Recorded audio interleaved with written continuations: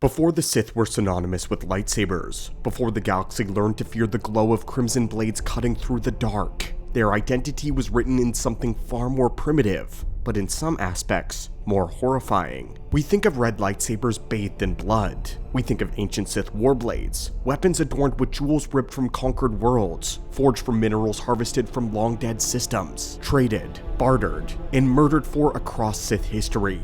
But even those weapons were not the beginning. The warblades are ancient, but they are not the first. Before alchemy ever twisted steel into instruments of cruelty, and before lightsabers became extensions of hatred, there was another creation, a weapon not born of elegance, but of brutality and savagery, of pure indiscriminate slaughter, an invention designed to tear flesh and to spread terror. In today's holocron, we descend into one of the oldest and most vicious advancements in Sith warfare, a weapon that predates the Sith's structured empire, yet was so grotesquely efficient at what it did that it endured for thousands of years, surviving all the way into the era of Exar Kun, and earning the respect of the Dark Lord Marka Ragnos. This was a weapon that was meant to mutilate, a spectacle of panic and blood. Today, my friends, we will break down the story of the Lanvarok. But before we begin, our mystics have had a terrifying vision. Many who visit the archives have not yet joined our order, so if this applies to you,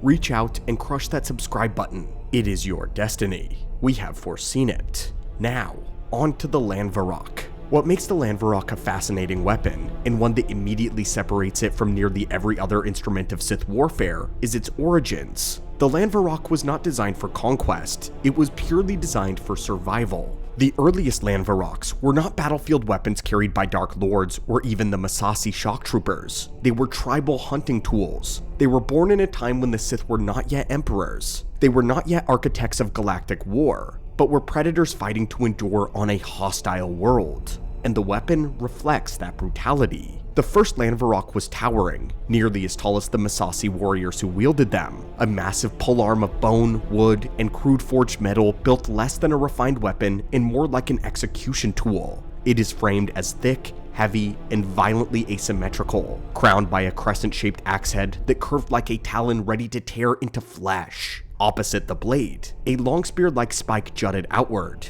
Every edge of it promised damage. But the true horror was not in the blade, it is what it carried. Embedded along the side of the axe head sat a compact launcher, primitive in design, but devastating in effect. Within it rested multiple razor-sharp discs, each one small, curved, and wickedly thin, their edges treated with toxins meant to cripple rather than to immediately kill. A single swing would unleash them. A violent forward motion followed by the snap of returning force would send a disc screaming through the air. A wider arc transformed the weapon into something worse, a storm of spinning metal, fanning outward unpredictably, shredding anything unfortunate enough to stand within its range. Faces, throats, eyes, and etched along the weapon's surface, carved into the bone and metal alike, were inscriptions that revealed the philosophy behind the weapon's creation. If it has blood, you can make it bleed. If it has eyes, you can blind it. If it has a mouth, you can make it scream. This is not decoration, it is early Sith doctrine. Even in its early incarnation, the Lanvarok exposes something deeply unsettling about Sith psychology. Hunting for the early Sith was not about securing food or eliminating threats alone. It was about domination and terror, forcing the prey to experience fear before death. To the early Sith, pain was not a byproduct, it was a part of the point. And in this, we begin to see the earliest shadows of Sith ideology take form. The understanding that fear and power, that suffering had value, that emotions of others could be weaponized.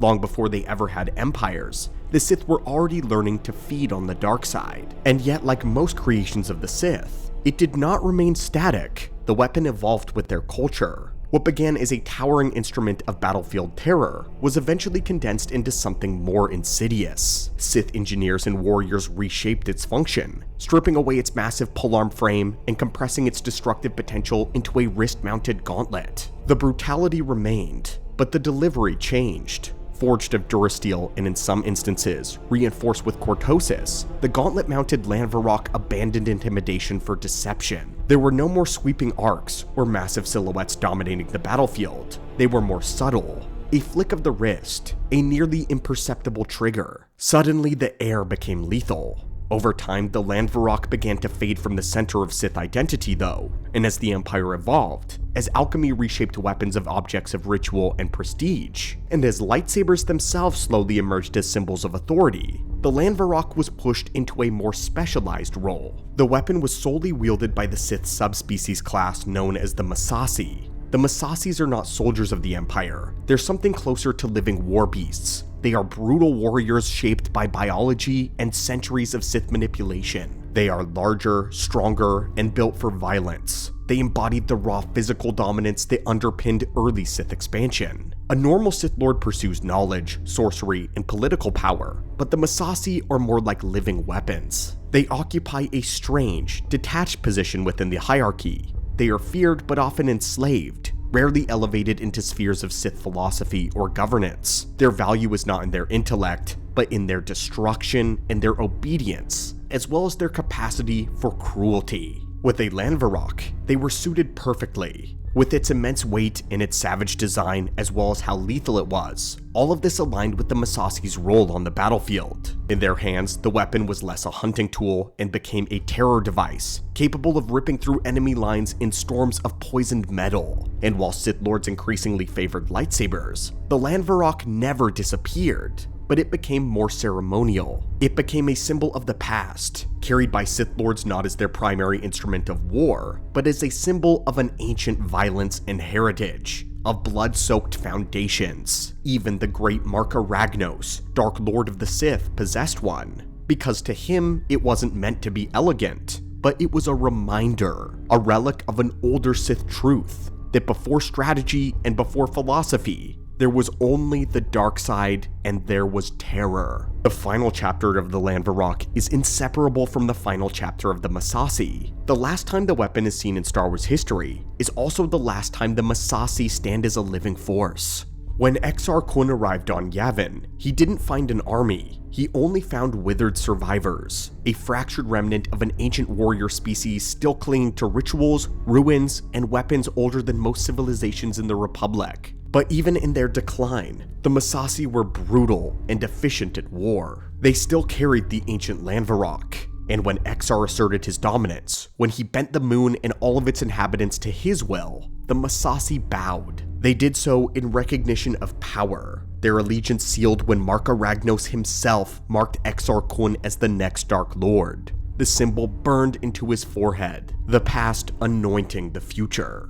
Even Exar Kun, architect of a new evolution, master of a weapon far more complex and deadly, acknowledged the Lanvarok for what it was, calling it simple, primitive, but terrifying in its efficiency. Compared to Exar Kun's lightsaber, compared to the elegance and precision of a double-bladed weapon whose hilt matched the length of a standard lightsaber, the Lanvarok must have seemed ancient in the most literal of senses. But there was something still deeply unsettling about it. Imagine this. Republic soldiers marching in formation, disciplined, armed with the most advanced weaponry of the era. And across the battlefield, towering figures erupt forward, weapons spinning, humming, before unleashing storms of poisoned metal. A weapon of chaos. Discs tear through armor, through flesh, through faces, bodies collapsing in pieces rather than falling whole. A weapon that shreds. A weapon of mutilation. But fittingly, the end of the weapon is the most Sith ending possible, because when Exar Kun sought to defy the Force and he attempted to transcend mortality, anchoring his existence beyond death, he turned not to his enemies,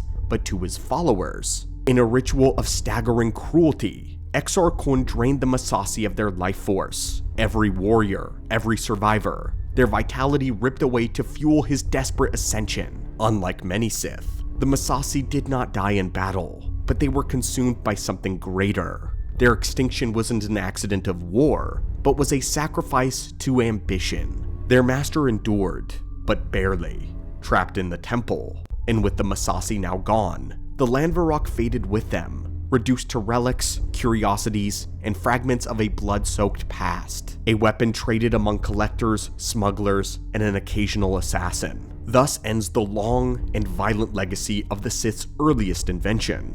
A weapon born first of survival uniquely, but later perfected through terror. Out of universe for a second, I really love digging into these Sith weapons. One of the coolest things about Star Wars is that you can stumble across obscure artifacts and some strange piece of technology, and when you start pulling at the thread, it unravels across the entire timeline. Suddenly, you're not just looking at a weapon, but you're tracing history. You're connecting it to empires, wars, and Sith. And honestly, it's fascinating to see where the Sith were before they fully industrialized their evil. There's something about the early eras that feels medieval, ancient in a way Star Wars doesn't always get credit for. The weapons are heavier, cruder, built less around elegance and more around raw intimidation. The Lanvarok is a perfect example of the mindset. It's a version of the Sith that is brutally direct, a culture where power is expressed in fear and physical dominance, through terror that you can see unfolding on a battlefield. It doesn't have any subtlety in politics. Its violence is its own language. This mirrors our own history, because early power structures in our world is very similar. Strength-oriented, fear, presence. But over time, the brutality doesn't disappear, it just evolves. It becomes more complex, more about politics, more psychological in nature, much like the Sith themselves. But anyway guys, I hope you enjoyed this obscure look at one of the Sith's first ever weapons. Far from a super weapon, but fascinating in its own right. Thank you so much for your time today, my friend, and as always, may the Force serve you.